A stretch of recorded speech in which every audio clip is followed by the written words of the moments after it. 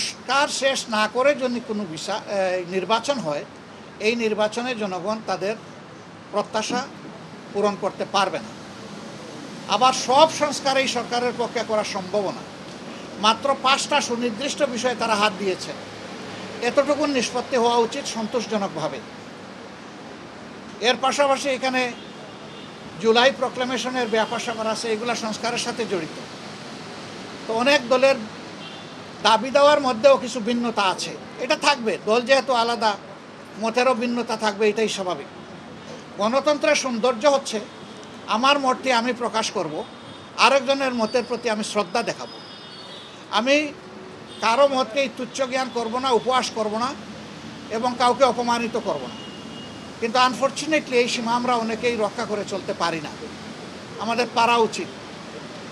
গণতন্ত্রের স্লোগান হচ্ছে let us agree to disagree. আসো আমরা এক হই যে আমাদের ভিন্ন মত প্রকাশ করার অবকাশ আছে, সুযোগ আছে।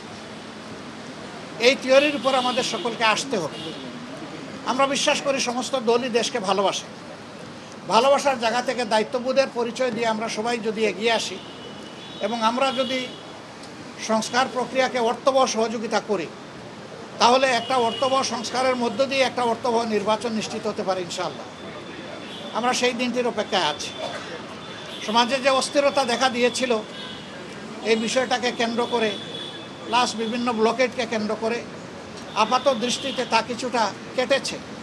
আমরা এর স্থায়ী নিষ্পত্তি চাই এবং আমরা মনে করি যে 2টা রোডম্যাপ ঘোষণা করলেই তার অনেকটাই সমাধান হয়ে যাবে।